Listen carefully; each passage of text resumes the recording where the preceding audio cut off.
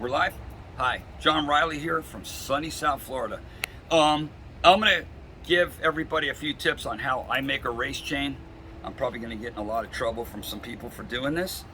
But anywho, we're gonna start by grinding the rivets, and this is how I do it.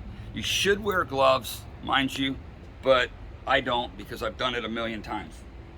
So what I have here is stone and a sandpaper flapper. So what I'm going to do is just these rivets here, just as a demonstration. Hold the chain firmly. Don't want it to get snatched out of your hand.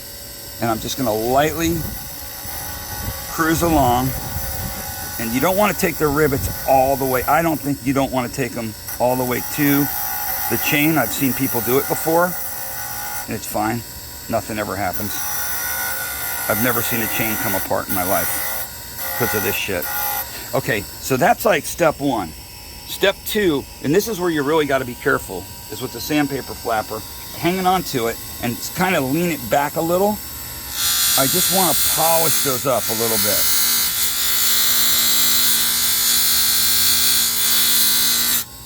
And that just kind of polishes them. Doesn't really get it hot or nothing. There's still some lines in it, but it's definitely a little bit more polished. Okay, now I'm going to come over here and put the chain in here in this vice grip. And what we want to do is actually, you know what? My bad. Let's go back to the grinder, and the first thing I want to do again is cut the raker back. You see these numbers here? It says 25. I'm going to cut the raker back to the 2. And I'm going to shape it with this. So, I'm taking it and I'm hanging on to it really good.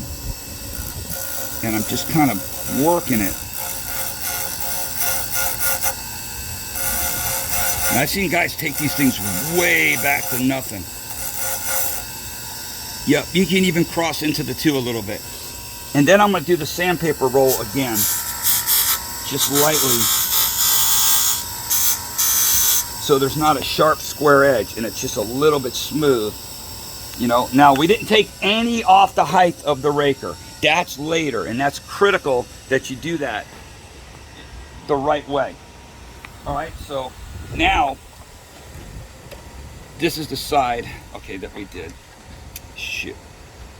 The wrong raker, but anyway, all right, this is the tooth we're going to do. Even though the rivets aren't polished on this side, it doesn't matter, because I'm going to show you where I'm going to take this tooth back to. I'm going to lock this in here, right, and I'm going to start by cutting the gullet down, and I'm going to use a 7/30 seconds file. You may want to just stay right about here.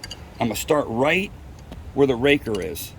And I'm going to just kind of come down. This is a pretty neat file too. And I'm going to work my way towards the tooth. All right, that's just kind of just to get some metal out of my way. You can stay right where you're at. I'm going to get this other file. Then I use a safe edge goofy file, which is an 8-inch safe edge goofy file. And I'm going to cut the tooth back. I'm going to just maintain the same angle.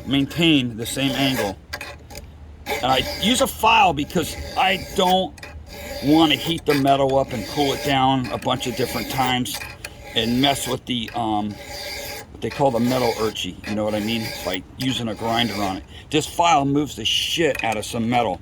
And I'm going to take the back of the tooth, and I'm using the rivet as a gauge where I'm taking the tooth to, because if you're going to make a race chain, you want the tooth small.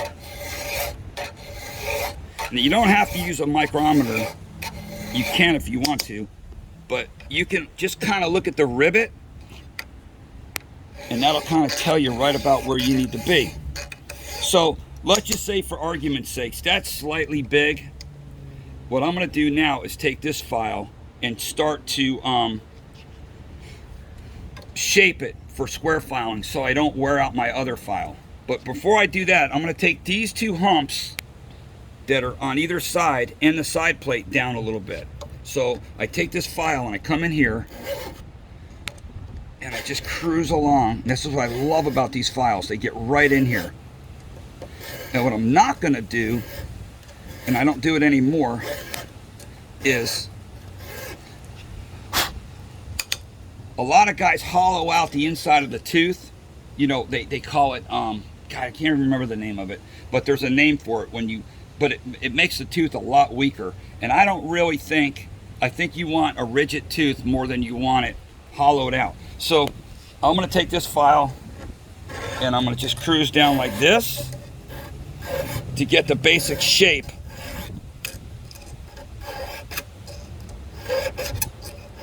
And this thing will actually almost make it look perfect, but it's really not. See, I want to use this to get rid of as much metal as possible.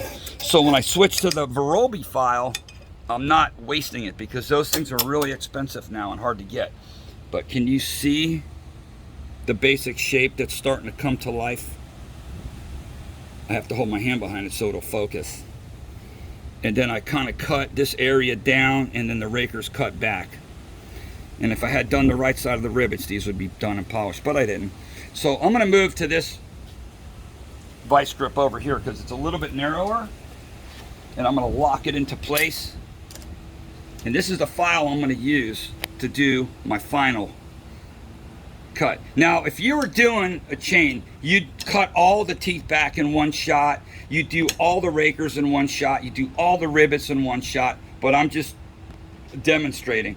I'm gonna have to stand right there, so you may have to sneak.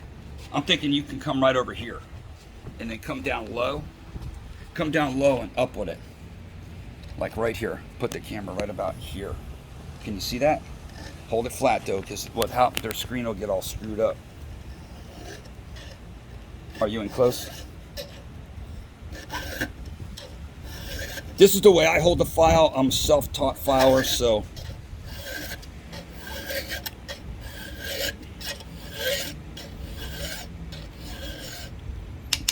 file out. Let's see how that came out. Oh, of course it came out perfect because I did it. Can you see that? Can you focus in on that? So that's basically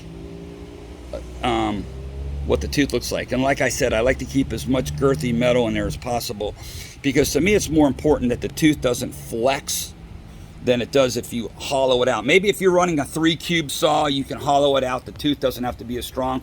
But for like a 6 cube or 140 cc saw, I would not compromise the tooth strength to gain a little bit of whatever. But yeah, you want the tooth smaller, and you actually make the tooth probably smaller than that if whatever. It's entirely up to you. And the raker could actually be a tiny bit smaller too, maybe not. But anyway, that's one of the phases, and that's what the rakers look like. And then you want to take these humps down too. Just let me do that real quick. Everything's real quick, right? I'll just show you on this one right here. Again, I'm going to go back to this safe edge file, and then I'm just going to cruise along. Now, what I'm not going to do is take them all the way down to the height of this drive link. I want to keep them slightly above because I kind of want to keep them strong. So I'm just going to take a little bit off the top, and then I'm going to go on a 45-degree angle on this thing, right?